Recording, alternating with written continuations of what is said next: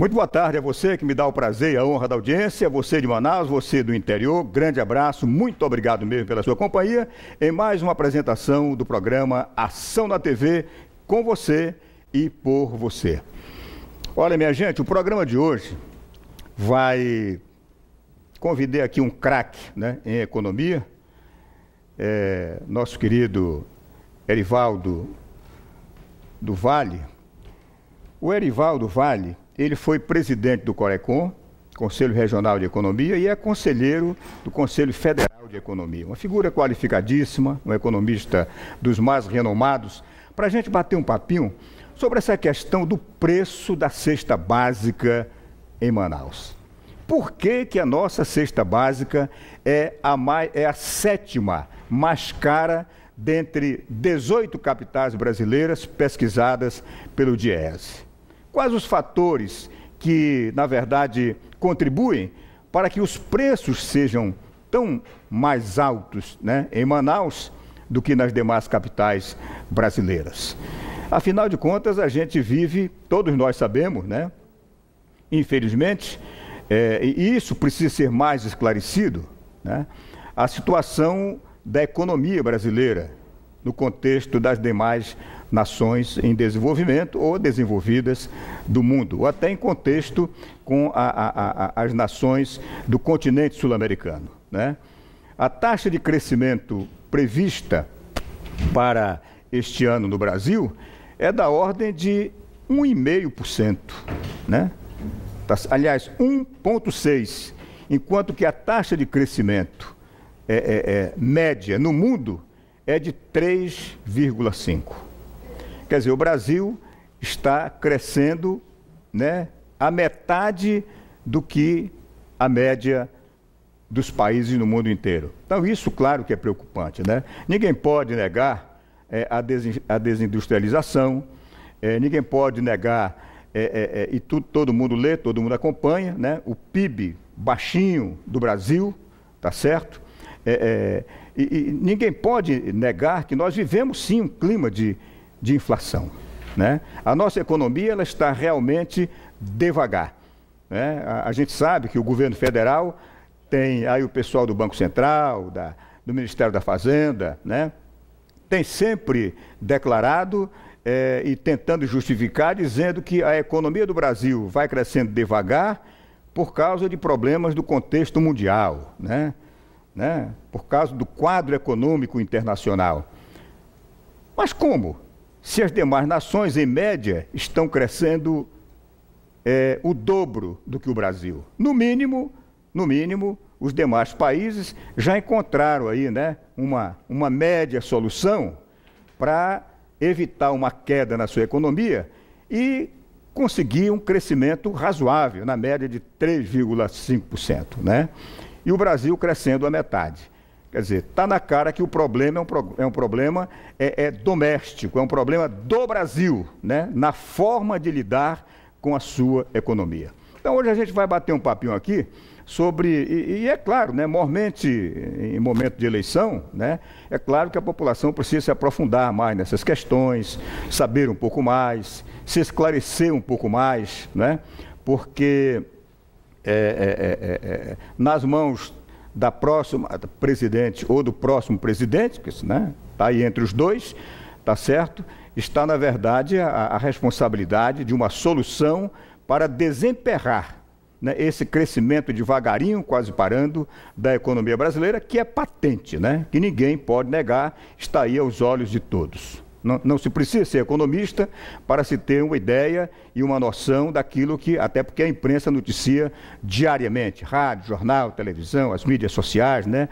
E hoje a população brasileira, graças a essa imprensa livre extraordinária, né? E é claro que hoje todos, né, acompanham par e passo e sabem, na verdade, estão embasados, né, naquilo que acontece com o Brasil. E a questão da economia é coisa muito séria que precisa realmente ser analisada com profundidade pela sociedade brasileira. Então eu vou daqui a pouquinho, no que tange a nossa parte aqui a nível de Amazonas, bater um papinho com um craque, né, em economia, que vai nos falar um pouquinho do porquê. Vamos nos fixar nessa questão da cesta básica, né? Afinal de contas, o próprio DIEESE diz que o salário mínimo ideal, né? Olha só, o salário mínimo ideal para o brasileiro suprir as suas necessidades seria da ordem de R$ 2.862,73. Meu pai do céu, como estamos longe, né? Engateando aí nesses R$ 724 de salário mínimo atual, né? Para chegar lá, só se pintar aí uma revolução a nível de economia para que atinjamos esse patamar, né? E a nossa cesta básica, ela está hoje, na ordem, nesse mês de outubro, na ordem de R$ 302,49. Significa que você, trabalhador, você, trabalhadora, né, que ganha salário mínimo, está investindo, né, a cesta básica, o comer, o alimentar, né, na sua casa e da sua família, está consumindo 45,41% do seu salário mínimo. Tá certo? Realmente um peso muito grande para quem vive de salário mínimo. Então, daqui a pouquinho, nós vamos dar uma atenção muito especial em respeito ao sacrifício que você faz, em respeito às dificuldades, né, que você enfrenta para sobreviver, ganha tão pouco, tá legal? E até para você entender um pouquinho dessa engrenagem, o porquê que, na verdade, a nossa cesta básica é a 7ª mais cara do Brasil. Tá muito bem? A gente vai para um breve intervalo comercial e volta já. Pois é, minha gente, olha, amanhã, dia 9, né, a Band Amazonas será a primeira, a Band sempre será a primeira, né? Sempre foi, sempre será a primeira, né? A Band foi a primeira a realizar o seu debate no primeiro turno e será a primeira também a realizar no segundo turno, amanhã, dia 9, às 22h15, aqui na Band. Tá muito bem? Aliás, no final do programa, nós temos uma nota de esclarecimento da direção da Band Amazonas sobre o debate de amanhã. Aguarda, no final do programa. Tá muito bem? Eu quero já pedir aqui o boa tarde do meu querido economista Erivaldo Vale, que aqueceu o nosso convite, está aqui conosco. Quero agradecer, né, por ter vindo, que a gente sabe que ele tem uma agenda aí muito cheia, muito complicada, muito cheia de compromissos, tá certo? Mas dê uma atençãozinha e vai prestar essa contribuição aqui, né, ao programa e à sociedade amazonense, a você de Manaus, a você do interior do estado, né, na análise dessa questão do porquê que a nossa cesta básica custa realmente tão caro, né? Erivaldo, antes de mais nada, boa tarde, obrigado pela presença. Boa tarde, Nonato. Eu que agradeço o convite. Estamos aqui para tentar contribuir com aquilo que esteja ao nosso alcance. Legal. Muito bem. Antes da gente começar aqui a conversa com o nosso entrevistado do dia, tá certo? Eu quero registrar aqui uma nota de falecimento, porque tudo vai bem na vida, né? A gente enfrenta os problemas, as dificuldades, né? Ora fica triste, ora fica alegre, tá certo? Mas nada abate mais a gente quando pinta uma perda assim, né? De algum membro da família, né? Esta pessoa não era membro da minha família, mas pertencia ao meu círculo de relações e amizade mais próximo, né? Uma figura humana realmente extraordinária, né? E como a morte dela foi súbita, foi repentina, né? Tá certo? Ela foi vítima de um infarto, né, fulminante, hoje às 7h45 da manhã. Os familiares pediram que eu, né, desse essa nota de falecimento, até para que muita gente que a conhece, o círculo de amizade dela é muito grande, né? Era muito grande, e claro que é importante que os familiares, né, os amigos mais próximos saibam, tá certo? Até para acompanhá-la nesses minutos finais aqui na Terra, entre nós, né? Então nós queremos noticiar aqui o falecimento da nossa querida Maria da Conceição Melo Li, conhecida carinhosamente no círculo de amizade, né, nos meios familiares, como Concita, tá certo? Ela faleceu hoje às 7h45 da manhã. Era empresária, né? Possuía um brechó dos mais tradicionais de Manaus, o brechó da C, no bairro Xangri-Lá, né? Ela deixa um filho, nosso querido amigo Eric Melo Li, uma irmã, nossa queridíssima amiga Railda Melo, tá certo? E uma neta, a nossa querida Lorena, Tá muito bem? Deixa os sobrinhos Robert Rivas, Fred Melo e Audrey Rivas. O velório está sendo, começará, né, às 15 horas, na funerária Almir Neves, da Avenida Joaquim Nabuco. E o sepultamento será amanhã, pela parte da manhã.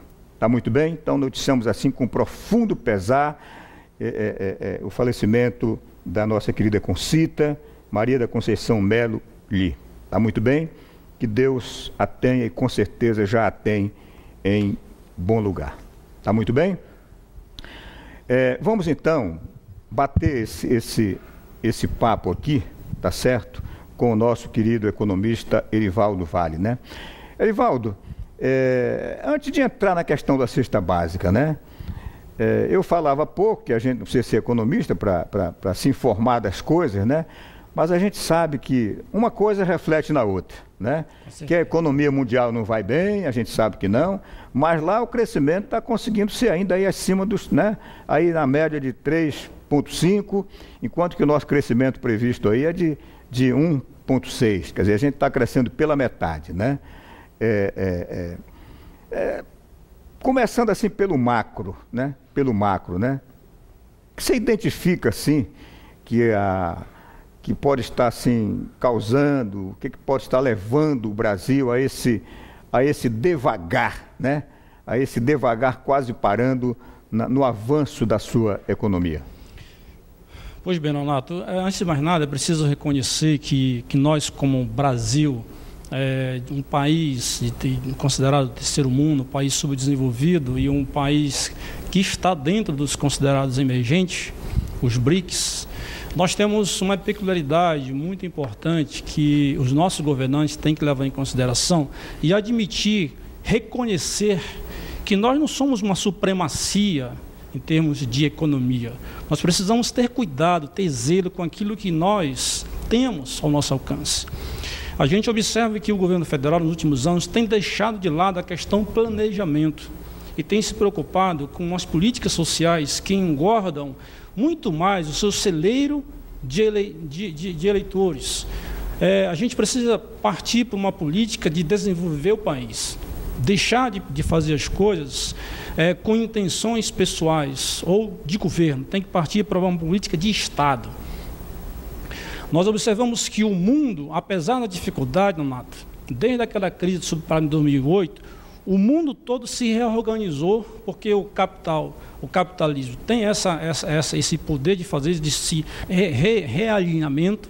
Então o mundo se realinhou, se reestruturou, partiram para um crescimento devagarinho. Os Estados Unidos, que estavam aí capengando, se avolumou, partiu para cima. E as economias latino-americanas, que são da nossa região, também partiram para o avanço. Hoje nós só ganhamos da Argentina. A dificuldade que nós entendemos que o governo tem é porque ele próprio cria essa dificuldade. As outras economias partiram para se organizar de algumas reformas que fizeram na área fiscal, na área política, entendeu? E isso deu uma engorda para eles se planejarem e se voltar ao crescimento. Ou seja, você tem que, às vezes, dar um passo atrás para dar dois na frente depois. O Estado brasileiro precisa ter essa humildade de reconhecer isso e de levar a coisa muito mais a sério no que se diz respeito ao planejamento da nossa economia. Nós somos potencialmente uma economia enorme, mas a gente precisa sair dessa potencialidade e partir para a realidade. Então, o que está acontecendo? Nós deixamos de fazer o dever de casa há com tempo em que... Antes daquela crise de 2008, nós tínhamos um ambiente externo muito favorável ao crescimento da nossa economia e nós não crescemos. Tivemos um crescimento muito atípico, praticamente 10% de 2010, uma economia, um crescimento muito atípico, não era uma nossa realidade, né?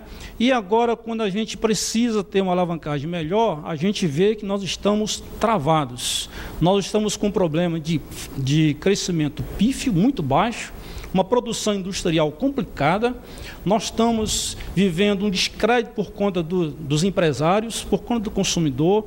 A Confederação Nacional do Comércio, CNC, faz todos os meses pesquisas de confiança, tanto do empresário quanto do consumidor, e esses índices estão sempre mensalmente complicados, ruins, porque falta de confiança, falta de credibilidade na política econômica que a gente está vivendo no momento. Então, isso tudo faz com que trazemos um problema. Falta de confiança é tudo. Ora, por que tem essa falta de confiança, Nonato? Porque você vê a falta de investimento na infraestrutura. Nós fizemos alguns investimentos pontuais em função da Copa do Mundo, que foram os estádios, as mega construções que foram feitas. Mas a gente viu que, paralelamente a isso, houveram vários movimentos, né? Houve vários movimentos pedindo saúde, educação, pedindo segurança, vários outros itens, e que a sociedade clama por mudanças, por alterações nesse percorrer do que está acontecendo. E, ora, a gente precisa pensar em reformar tudo isso, dar uma engrenada nisso. Você tem crescimento pífio, inflação crescente, acabamos de ter agora uma inflação divulgada de 6,75%, ou seja, superior à meta de inflação de 6,5%, ou seja, e no último debate que teve dos candidatos à presidência da República, a candidata que é a presidente Dilma Rousseff deu uma nota que eu considerei, no momento, mentirosa, dizendo que a inflação está sob controle. E não está sob controle. Nós fazemos compra, você faz compra, as donas de casa fazem compra, as pessoas fazem compras, estão vendo que os preços não estão sob controle, nem aqui, nem em lugar nenhum do Brasil. Então, o governo tem que ter essa humildade, reconhecer, baixar a bola e pensar onde está errando, porque senão a gente vai para um lugar pior do que nós estamos. A gente não cresce, tem inflação alta, taxa de juros alta, investimento baixo e as pessoas gritando por melhorias. E a gente não vê essa melhoria a tão curto prazo. Perfeitamente. Bom, aí foi uma passadinha, né, no macro, né, da situação, no porquê do porquê, tá certo? A gente vai entrar agora na questão da nossa cesta básica, né? Mas antes de ouvir o nosso convidado, nosso querido economista Erivaldo Vale, nós temos aí uma matéria, tá certo? Que eu solicitei do nosso Band Cidade, que vai ao ar todos os dias aqui na Band, sucesso absoluto, melhor telejornal da televisão amazonense, às 18h50, tá bem? Uma matéria que fala exatamente e passa os números reais, né, dessa questão do custo da cesta básica em Manaus e o fato dela ser a 7ª, né, cesta básica mais cara dentre as 18 capitais brasileiras que o DIEESE pesquisou. Monteiro, por favor, bota na tela aí pra gente. No mês de setembro, o custo da cesta básica de Manaus apresentou ligeira alta de 0,26% comparado ao mês anterior, ficando em R$ 302,49. 7 produtos apresentaram aumento e 4 reduziram de preço. Um produto não apresentou variação. A farinha apresentou a maior alta no mês de setembro na capital amazonense, interrompendo um período de 8 meses seguidos de queda. Logo após veio o pão, o tomate, o café, a carne, o açúcar e o arroz. Com a queda de 4,13%, a banana foi o produto que apresentou maior redução no mês, seguida da manteiga, do óleo e do feijão. Já o preço do leite não sofreu alteração. Muito bem, então aí está a matéria, tá certo? E vamos agora saber do porquê, né?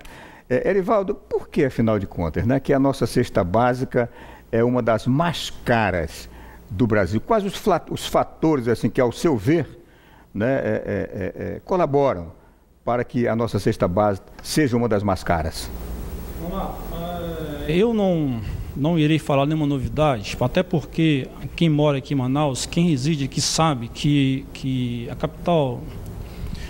Manaus, ela tem uma singularidade muito própria, que é a sua situação geográfica.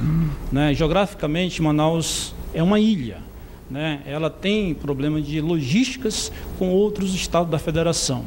E Manaus não tem produção de tudo que nós consumimos, ou quando tem condições mínimas, você não atende toda a demanda, você não atende tudo que a sociedade, que a população quer, e na qualidade que quer e que precisa.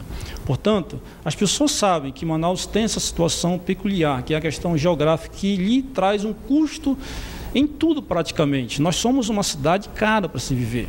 Então, na questão alimentação também, porque a questão alimentação, você traz alimentos de fora, você traz alimentos em grande quantidade que você vai estocar, e você tem um custo para estocar, para armazenar isso aí tudo. Você tem, além da questão tributária, da questão de frete, você tem que ter que armazenar tudo isso. Isso tem um custo de armazenagem. Você tem um custo com pessoas envolvidas nisso aí tudo. Agora, existe uma coisa que a gente acredita que é onde entra o Estado, onde entra o governo, a mão do governo. Como que ele ameniza esta situação? Através das políticas. Através das políticas públicas, políticas fiscais, as políticas tributárias. E aí é o seguinte, o governo do Estado do Amazonas tem uma lei, que é a Lei 2826, de 2003, e que regulamenta, o decreto também 94, que regulamenta essa nossa lei. Então ela trouxe um incremento, um estímulo para as pessoas, para os comerciantes, no que se diz respeito a este tributo em cima dos produtos de cesta básica, alguns produtos. E o que acontece? Isso desde 2003 estava em vigor. Ocorre que ao longo do tempo o governo foi percebendo que o comerciante não amenizava o preço do produto, não considerava este incentivo que o governo deu. Daí, mais ou menos uns 2 anos atrás, o governo do Estado tirou isso, porque não estava adiantando. Aquele incremento, aquele incentivo fiscal que ele estava dando para o comerciante, ou seja, deixando de cobrar para que os preços da cesta básica tivessem um valor menor, isso não estava tendo resultado prático. Daí, então, o governo do Estado retirou isso. E isso virou uma discussão, inclusive, política, dentro da Assembleia Legislativa, e hoje a gente vê alguma coisa no debate de forma negativa, mas o certo é que o governo fez uma parte, tentou fazer essa parte, o comerciante não contribuiu com isso, o governo pegou e retirou disso. E quem paga o pato são os consumidores. E aí, eu acredito que se existem legisladores que nós colocamos através do voto numa Assembleia Legislativa e dentro de uma Câmara Municipal, é para se colocar pessoas para pensar numa política que tente diminuir essas mazelas.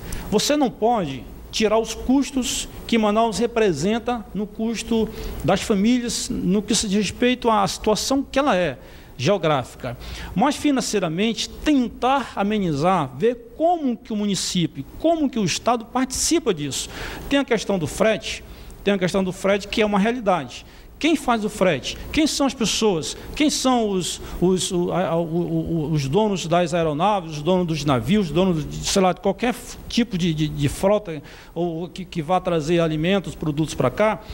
Fazer com que esse pessoal tenha uma sensibilidade para reduzir esses preços de custo com frete. Aliás, Erivaldo, em cima desse item, transporte, né?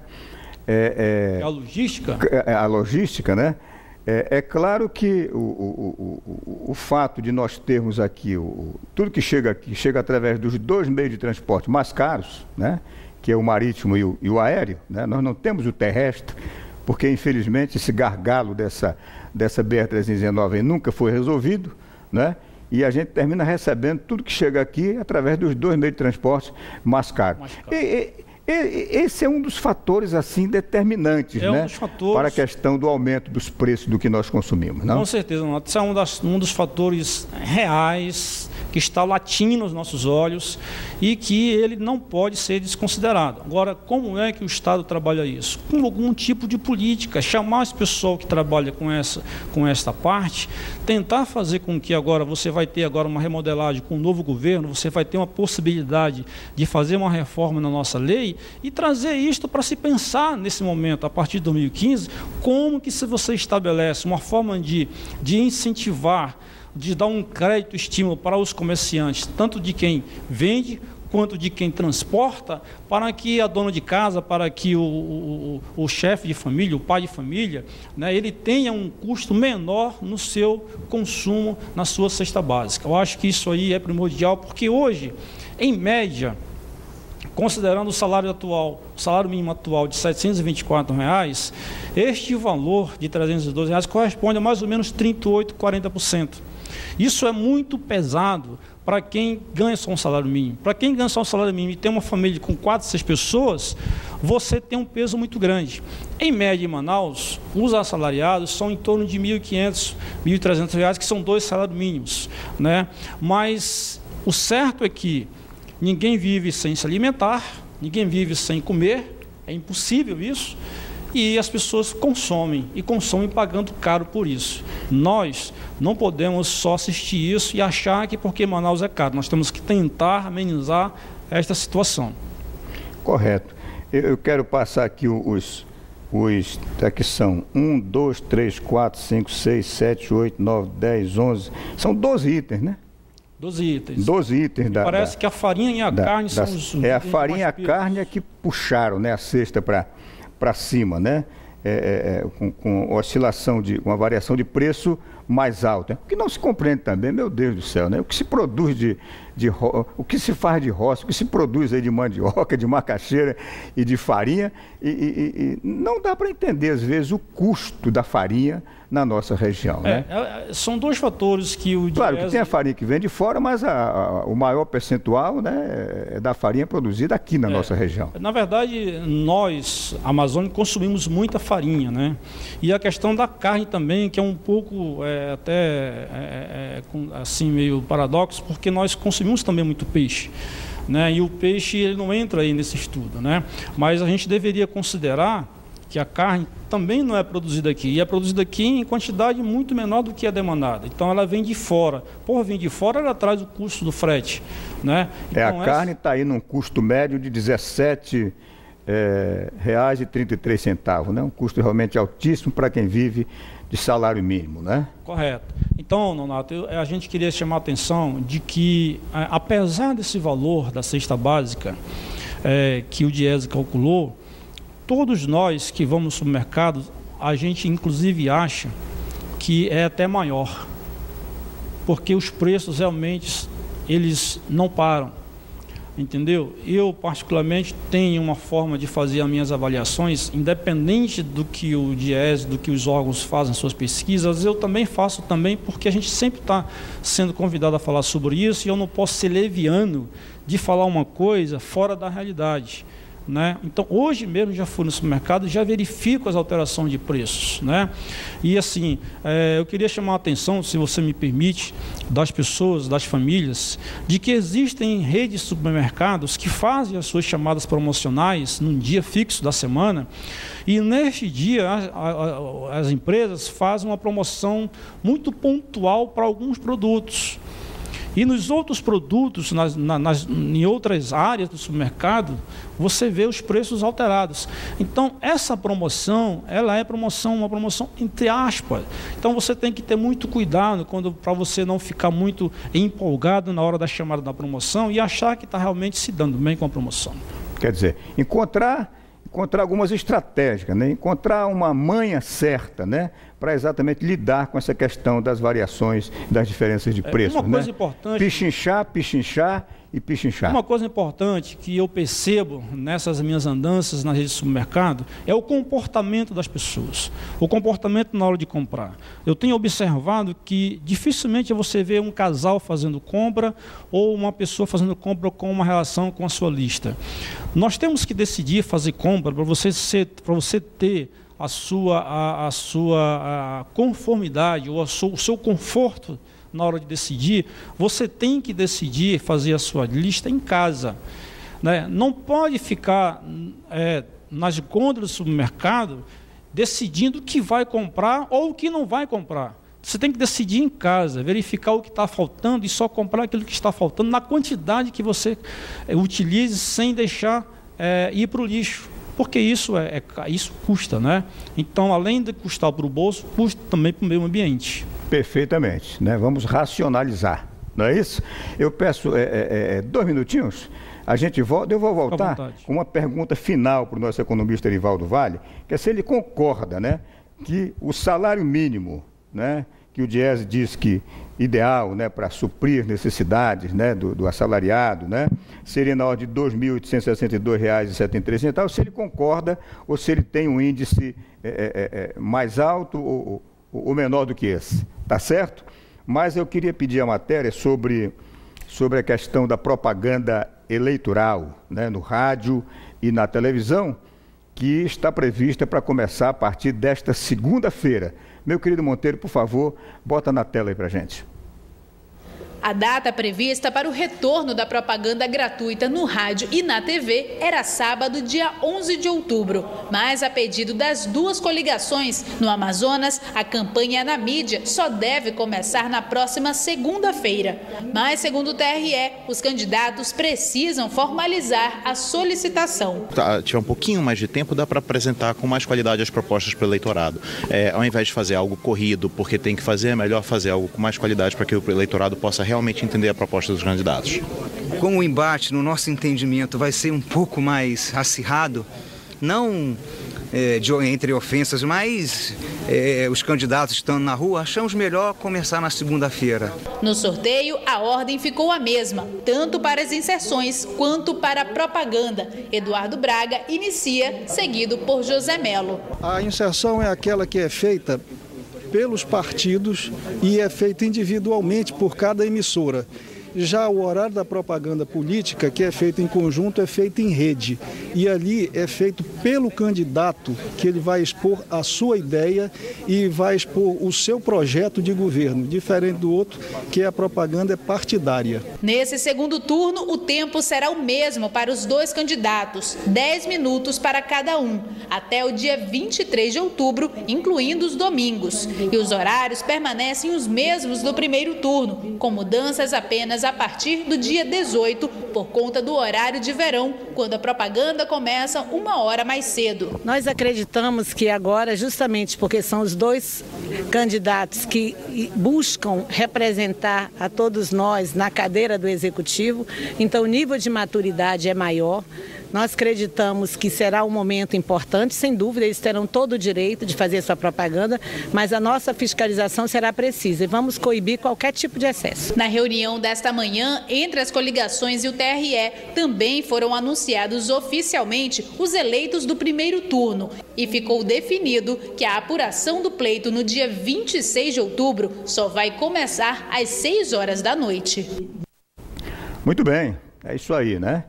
Vamos aguardar aí o horário eleitoral gratuito. Começa no rádio e na televisão na próxima segunda-feira, né? Já já eu tenho uma nota de esclarecimento da direção da Band Amazonas sobre o debate na Band com os candidatos a governo do Amazonas, amanhã às 22h15. Tá muito bem? Já já uma nota de esclarecimento, tá?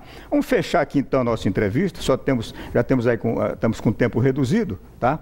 Mas eu queria saber se você concorda, se realmente esse salário de R$ 2.862,73 seria realmente tecnicamente, cientificamente, economicamente ideal, né, para que o trabalhador pudesse suprir suas necessidades. Então, Nonato, esse estudo que o Diese faz, eu sempre estou acompanhando e a diferença é sempre muito alta do que o salário real, né? Então, eu acredito que ele tende a ser um pouco dentro da realidade, da necessidade das pessoas, na verdade, como foi instituída através de Getúlio Vargas, lá em 1930. Então, essa parte aí, realmente, se formos atender toda a necessidade básica de uma família, considerando um casal mais 2 filhos, realmente o salário deveria ser este. Mas nós não nos estruturamos em termos de país para você pagar um salário mínimo desse, atendendo tudo que é necessário em relação à previdência e pensão. Tudo isso tem um fator complicador que encarece muito a folha do país e dos estados e das empresas, tá certo? Perfeito. Eu queria aproveitar, se você me permite, só dar uma lembrança para a nossa vereadora Vilma Queiroz e seu esposo Lúcio, que está nos assistindo. Nossos amigos, né? Um grande abraço para o Lúcio amigos. Breves e para a nossa vereadora querida Vilma Queiroz. Diretório Central do Estudante, DCE da Universidade Federal do Amazonas, com o seu diretor lá, o Judá Torres, a sua mãe, Angélica Torres também, e o pessoal lá da Cidade Nova que nos assiste no Héteros Bar. Só isso, queria muito... Já vi que você veio trazendo uma audiência danada para o programa. O pessoal nos dá e a gente tem que agradecer isso aí. Foi um prazer entrevistar o economista Erivaldo Vale, tá certo? Hoje aqui no programa Ação na TV. Muito obrigado. Eu que agradeço. Muito bem. Então eu tenho agora uma nota de esclarecimento, tá certo? Para a população do Amazonas, você da capital, você do interior. Uma nota, tá certo? Da direção da Band Amazonas. Monteiro, bota aí no TP para mim, Monteiro.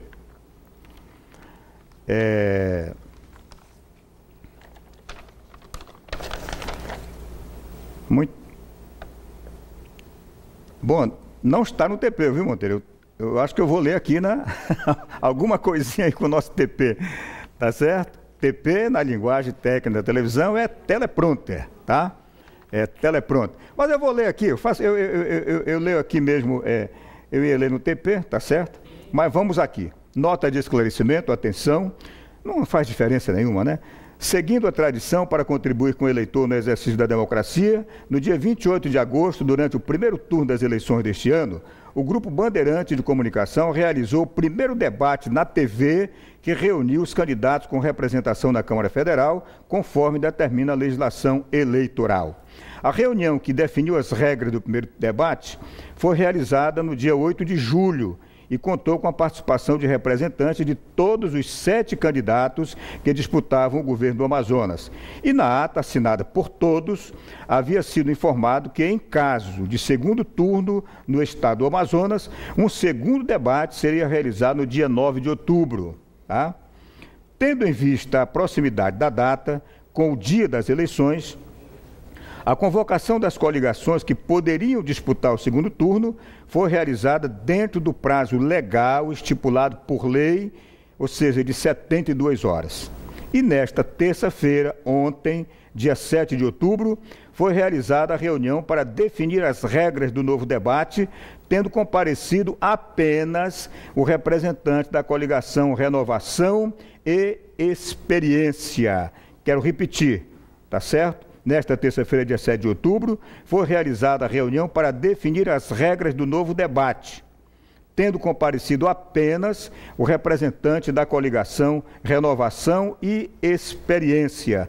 Sendo assim, o debate ficou mantido para amanhã, dia 9 de outubro, às 22h15, né? Horário local. E em caso de ausência de um dos candidatos, o espaço será convertido em entrevista com o candidato que estiver presente no estúdio, que será realizada pelo jornalista convidado para mediar o debate. Nota de esclarecimento da direção da Band Amazonas. Minha gente querida, muito obrigado pela audiência de hoje.